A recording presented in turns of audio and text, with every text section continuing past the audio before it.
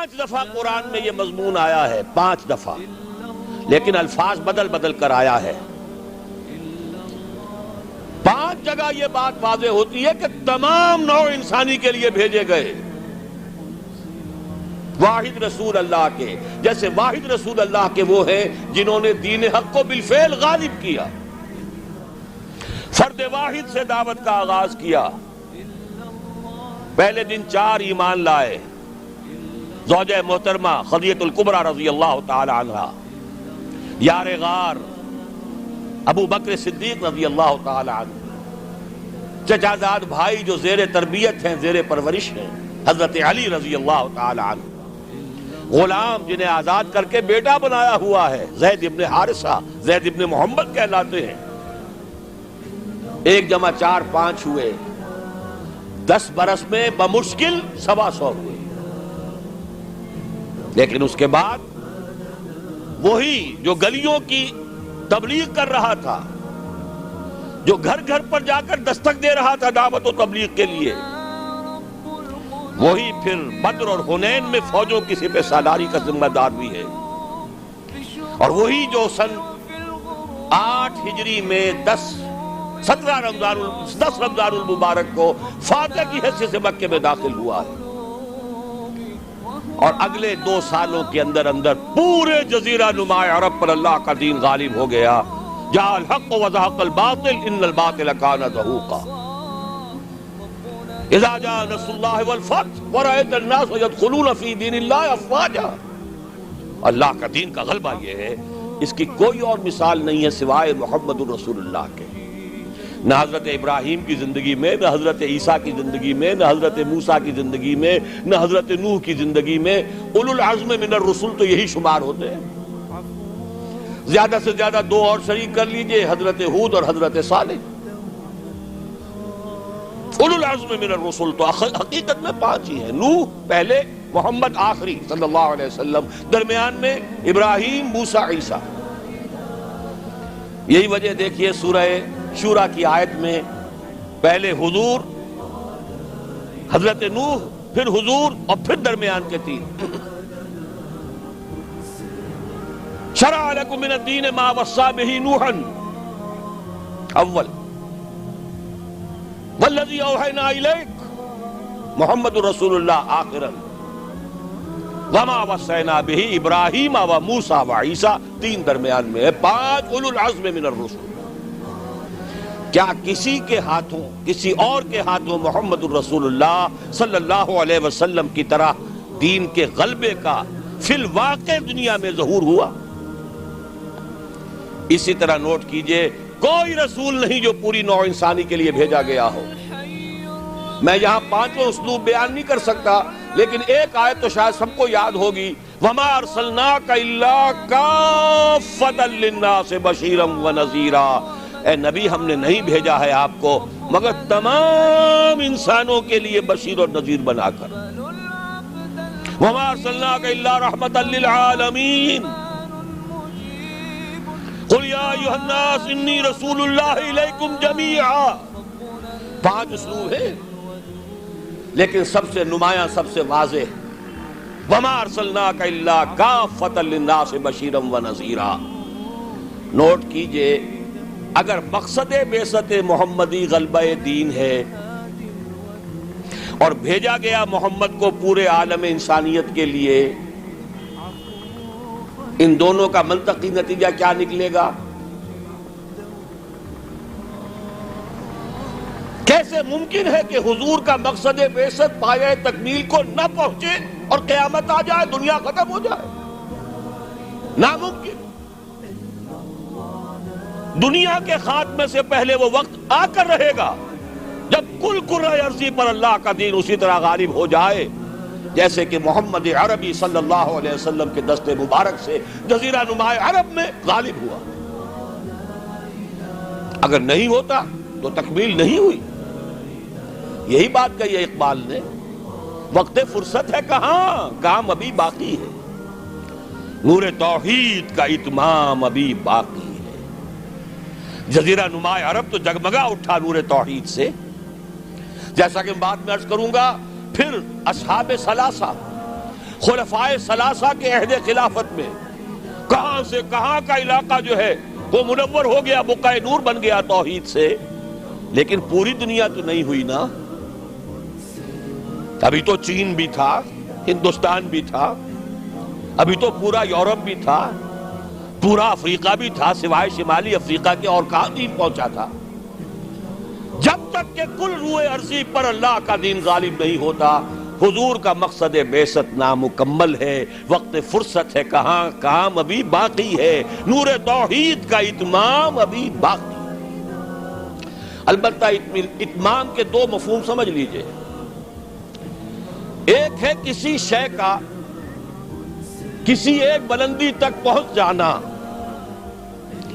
ایک ہے کتنی اس کی وسعت کتنی ہے۔ اتمام دین اور دین کا غلبہ جزیرہ نما عرب میں تو کامل ہو گیا، اس میں کوئی شک نہیں، لیکن کل روئے ارضی پر نہیں ہوا، توسیع ہونی ہے۔ ایک اعتبار سے اتمام ہو گیا، ایک اعتبار سے دین غالب ہو گیا، لیکن یہ کہ در حقیقت چونکہ بعثت محمدی صلی اللہ علیہ وسلم تمام عالم انسانیت کے لیے ہے، اس لیے جب تک پورے عالم انسانی پر اللہ کا دین غالب نہ ہو، حلوظ مقصد بعثت محمدی شرمندہ تکمیل ہے۔ لیکن جان لیجئے ہو کر رہے گا۔ اب اس کی جو خبریں دی ہیں، سب سے پہلے تو جیسا کہ ان آیات کے حوالے سے میں نے عرض کیا تھا، دو آیتیں میں نے اس وقت تک بیان کی ہیں، دو اگلی آیات ذرا سرسری طور پر سمجھ لیجئے ورنہ وقت بہت زیادہ لگ جائے گا۔ اے مسلمانوں، یہ تو ہمارا فیصلہ ہے، ہم اپنے دین کا اتمام کریں گے، ہم نے اپنے نبی کو بھیجا ہی دین کے غلبے کے لیے، غلبہ دین ہوگا، لیکن تمہارے ایمان کا کچھ تقاضا ہے۔ اگر تم چاہتے ہو آخرت کے عذاب سے بچنا، اگر تم چاہتے ہو جنت کا داخلہ، تو تمہیں ایک کاروبار کرنا پڑے گا۔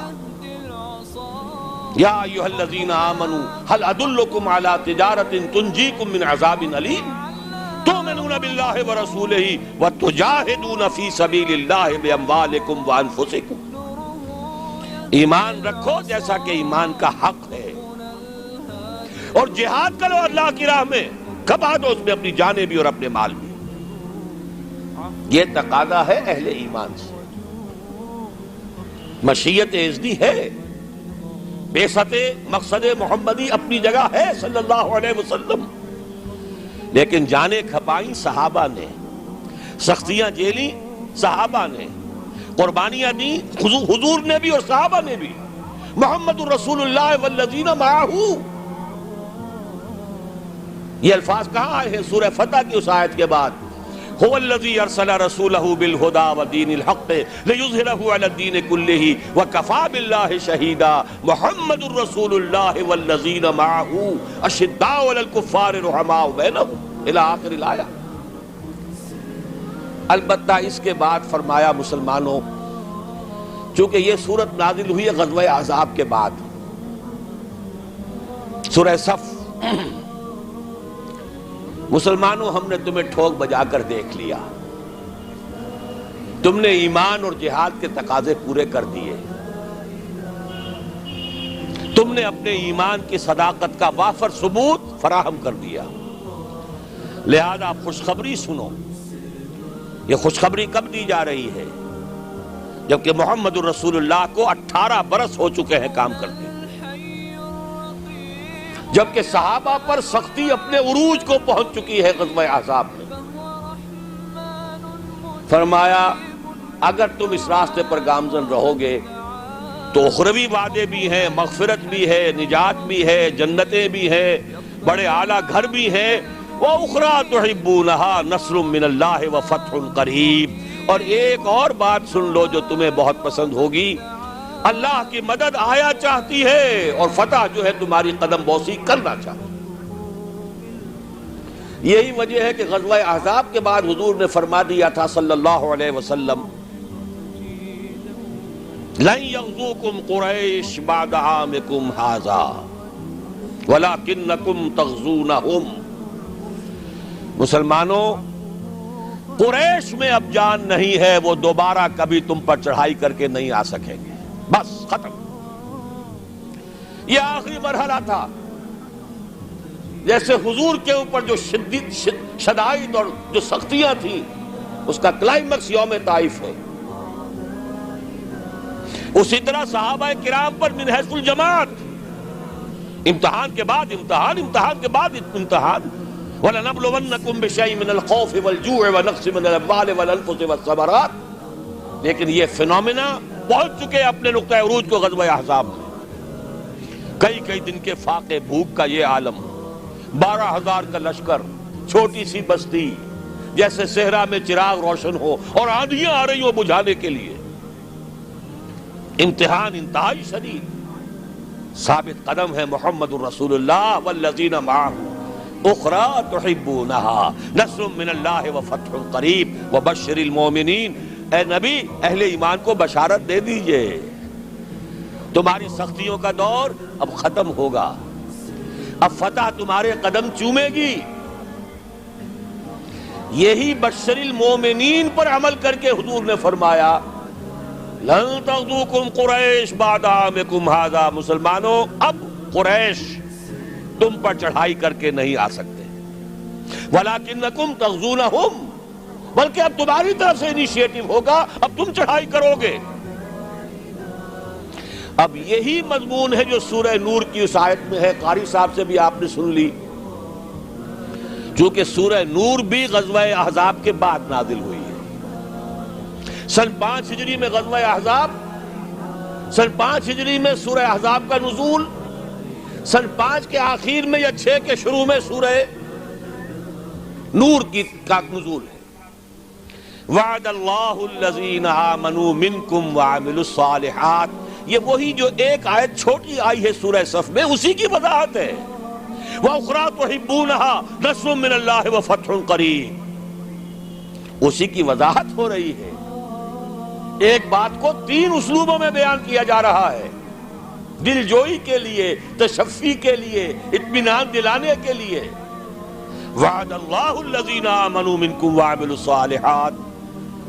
اللہ کا وعدہ ہے پختہ مسلمانوں، تم میں سے جنہوں نے ایمان اور عمل صالح کا حق ادا کر دیا. اور یہیں سے یہ بات سمجھ لیجئے کہ عمل صالح کا سب سے بڑا اطلاق جہاد فی سبیل اللہ پر ہے، نوافل پر نہیں ہے. سورہ صف میں کیا فرمایا؟ اگر چاہتے ہو جہنم سے چھٹکارا، تؤمنون باللہ ورسولہ وتجاہدون فی سبیل اللہ باموالکم وانفسکم. اسی کی وضاحت کر رہی ہے یہ آیت نمبر 55 سورہ نور کی. وعد اللہ الذین آمنوا منکم وعملوا الصالحات. تو عمل صالح سے مراد کیا ہے؟ تقابل کیجئے، القرآن یفسر بعضہ بعضا، مراد ہے جہاد فی سبیل اللہ. اے مسلمانوں، تم نے ایمان اور جہاد کا جو حق ادا کر دیا، اب 3 وعدے ہیں ہمارے. لَيَسْتَخْلِفَنَّهُمْ فِي الْأَرْضِ كَمَا اسْتَخْلَفَ الَّذِينَ مِن قَبْلِهِمْ. لازماً انہیں خلافت عطا کریں گے زمین میں، جیسے کہ ان سے پہلوں کو خلافت عطا کی تھی. یا داؤد انا جعلناک خلیفۃ فی الارض. کبھی اگر داؤد اور سلیمان کی حکومتیں ہو سکتی تھی تو محمد الرسول اللہ کی امت کی حکومت کیوں نہیں ہو سکتی؟ لَيَسْتَخْلِفَنَّهُمْ فِي الْأَرْضِ كَمَا اسْتَخْلَفَ الَّذِينَ مِن قَبْلِهِمْ وَلَيُمَكِّنَنَّ لَهُمْ دِينَهُمُ الَّذِي ارْتَضَىٰ لَهُمْ. اور جو دین کے اللہ نے تمہارے لیے پسند کر لیا ہے، اب اس کو تمکن عطا کرے گا، غلبہ عطا کرے گا. یہ دین غالب رہنے کے لیے آیا ہے، مغلوب رہنے کے لیے نہیں. الحق یعلو ولا یعلی علیہ. حق کو حق پہنچتا ہے کہ سربلند ہو، نہ یہ کہ پامال کر دیا جائے. تیسرا وعدہ وَلَيُبَدِّلَنَّهُمْ مِن بَعْدِ خَوْفِهِمْ أَمْنًا. اب تک تو تم پر خوف کی کیفیت طاری تھی، پھر نہ قریش چڑھ کے آ جائیں، غطفان نہ آ جائیں. حدیثوں میں، سیرت میں آپ نے پڑھا ہوگا، رات رات پر پہرے رہتے تھے، ذرا شور ہوتا تھا منافقین جو ہے لے اٹھتے تھے، پھر حملہ ہو رہا ہے بھائی، پھر حملہ ہو رہا ہے. ہر وقت ایک خوف کی کیفیت. لیکن اے مسلمانوں اب وہ خوف کی حالت بدل جائے گی، تمہیں امن حاصل ہو جائے گا۔ چیزیں تین بیان کی ایک ہی ہے۔ جب تمہیں حکومت مل جائے گی، تمہارا دین خود بخود غالب ہو گیا، یا جب اللہ کا دین غالب ہوگا حکومت خود بخود تمہارے ہاتھ میں ہوگی، اور پھر اب ڈر کس کا؟ اب چین ہوگا، سکون ہوگا، اطمینان ہوگا، امن ہوگا۔ یعبدوننی، اور پھر وہ میری بندگی کریں گے جیسے کہ بندگی کا حق ہے۔